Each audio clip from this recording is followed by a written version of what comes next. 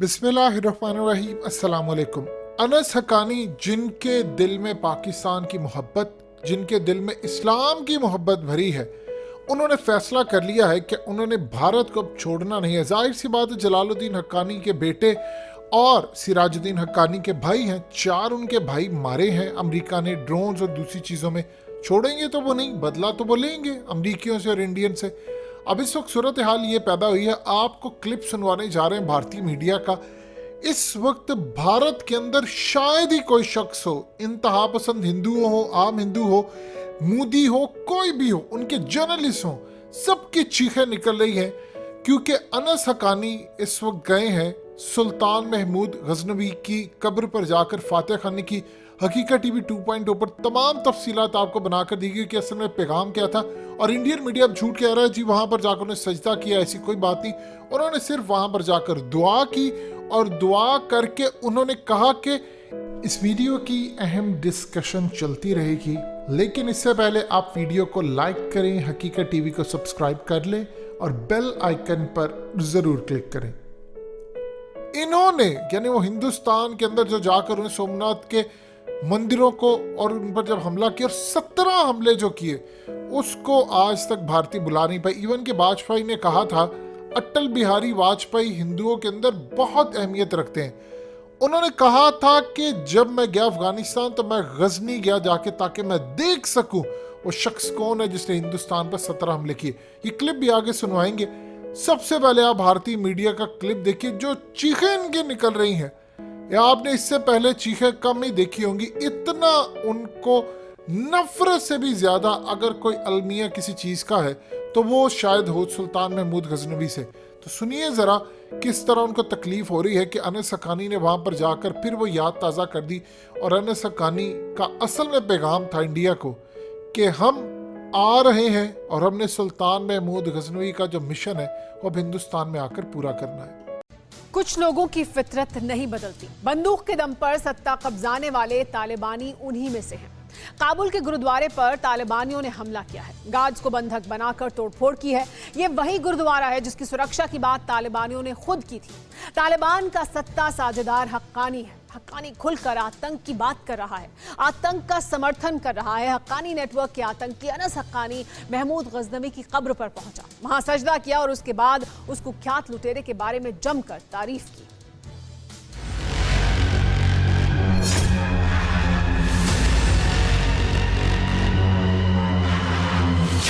पीछे मजार, आगे बंदूकधारी और बीच में खड़ा आतंकी। ये सिर्फ तस्वीर भर नहीं है, ये कट्टरवाद की चादर में लिपटे आज के अफगानिस्तान का सारांश है। ये तालिबान शासन की आतंक नीति का प्रमाण है। बंदूक के दम पर सत्ता हासिल करने वाले गिरोह का तब्दीली के नाम पर ढोंग का साक्ष्य है। ये 4 तस्वीरें मान्यता प्राप्त आतंकियों के आक्रांताओं का महिमा मंडन करने का सबूत है, क्योंकि ये मजार है कुख्यात लुटेरे महमूद गजनी की, और इस मुरेठाधारी शख्स का नाम अनस हक्कानी है।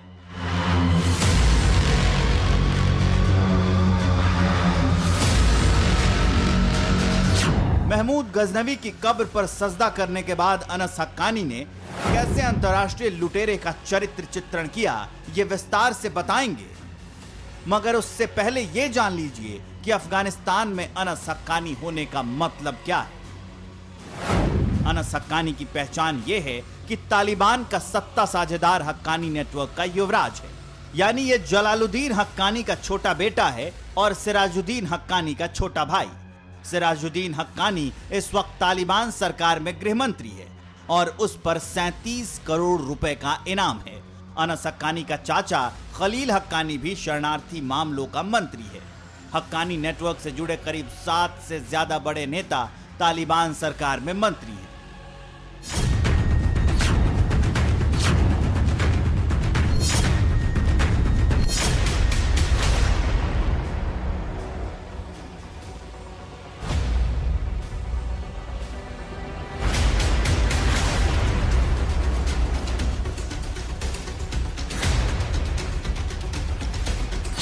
ये खुला सच है कि काबुल इस वक्त हक्कानी की मुट्ठी में बंद है। मुल्ला मार का तालिबान पर हक्कानी 7 गुना ज्यादा भारी है। तालिबान सरकार को हक्कानी अपनी उंगली पर नचा रहा है। इस वक्त अफगानिस्तान में जो कुछ हो रहा है वो सिर्फ हक्कानी अनसंस की मर्जी से हो रहा है। उसी हक्कानी संगठन का जेल रिटर्न अनस हक्कानी महमूद गजनवी के कब्र पर पहुंचा था। वही महमूद गजनवी जिसका नाम इतिहास के पन्नों में बतौर क्रूर लुटेरे के तौर पर दर्ज है। महमूद गजनवी वही है जो बार बार लुटेरा बनकर हिंदुस्तान आया और लूट कर ले गया, जिसने 17 बार सोमनाथ मंदिर पर आक्रमण किया था। सन 1024 में उसने आखिरकार सोमनाथ मंदिर के प्रमुख देवता भगवान शिव की मूर्तियों को खंडित कर दिया था। महमूद गजनवी तुर्क वंश का पहला स्वतंत्र शासक था और उसने 998 से 1030 ईस्वी तक शासन किया था। महमूद गजनवी ने बार बार हिंदुस्तान और हिंदुओं के मंदिरों को निशाना बनाया, क्योंकि उस समय मंदिरों में धन संपदा बहुत हुआ करती थी, तो मुस्लिम आक्रांता देश में आते थे और यहां से हीरे जवाहरात लूट कर लेकर चले जाते थे। यही वजह है कि अफगानिस्तान के गजनी से आकर महमूद गजनवी ने मंदिरों में लूटपाट की। यहां की अपार संपत्ति को वो लूट कर गजनी ले गया था। महमूद इतना विध्वंसकारी शासक था कि लोग उसे मूर्ति भंजक कहने लगे थे। हालांकि 59 बरस की उम्र में तड़प तड़प कर मर गया था। तलवार की धार पर इस्लाम का प्रचार करने वाले तुर्की मूल के शासक के उसी अफगानी बेटे की कब्र पर अनस हक्कानी पहुंचा था। कुख्यात लुटेरे के कब्र पर सजदा करने के बाद अनस हक्कानी ने अपनी तस्वीरें ट्विटर पर टांगी और फक्र के साथ महमूद गजनवी का कुछ यूं जिक्र किया। हमने 10वीं शताब्दी के एक प्रमुख मुस्लिम योद्धा और मुजाहिद सुल्तान महमूद गजनवी की दरगाह का दौरा किया। गजनवी ने गजनी क्षेत्र में एक मजबूत मुस्लिम शासन स्थापित किया और सोमनाथ की मूर्ति को तोड़ दिया। अनस हक्कानी जिस महमूद गजनवी को वीरता का पर्याय बताकर पूज्य भाव में विभोर हो गया, जिस आक्रांता के आदर में शब्दों का पिरामिड बनाकर उसके शीर्ष पर उसे बिठा दिया, शैतानों का वो सरदार अमन पसंद आम अफगानियों की नजर में कितनी इज्जत और पहचान रखता है, इसका जिक्र कभी पूर्व प्रधानमंत्री अटल बिहारी वाजपेयी ने कुछ यूं किया था। विदेश मंत्री के नाते मैं अफगानिस्तान गया था। आपको सुनकर ताज्जुब होगा। अफगानिस्तान के अपने मेजबानों से मैंने कहा मैं गजनी जाना चाहता हूं, गजनी। पहले वो मेरी बात उनकी समझ में नहीं आई। कहने लगे गजनी तो कोई टूरिस्ट स्पॉट नहीं है, गजनी में कोई 5 स्टार होटल नहीं है, गजनी में आप जाकर क्या करेंगे, गजनी में आप जाकर क्या देखेंगे। मैं उन्हें पूरी बात नहीं बता सकता।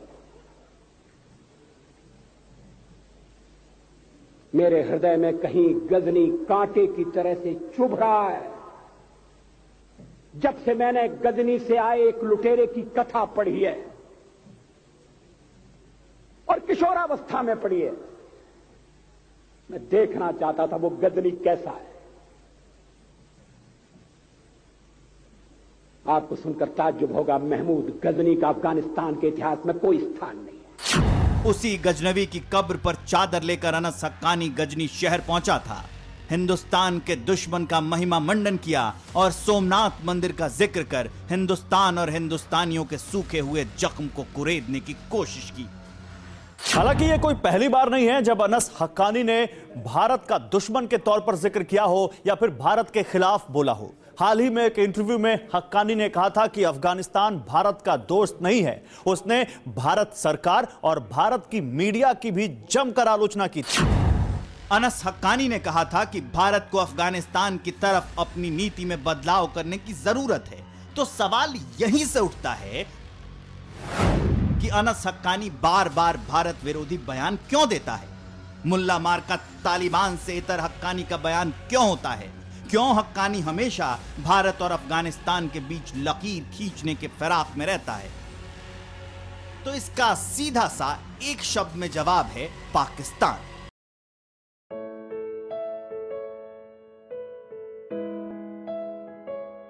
हकीकत टीवी को सब्सक्राइब करना मत भूलें, वीडियो को लाइक करें, शेयर करें और कमेंट सेक्शन में अपनी राय का इजहार जरूर करें।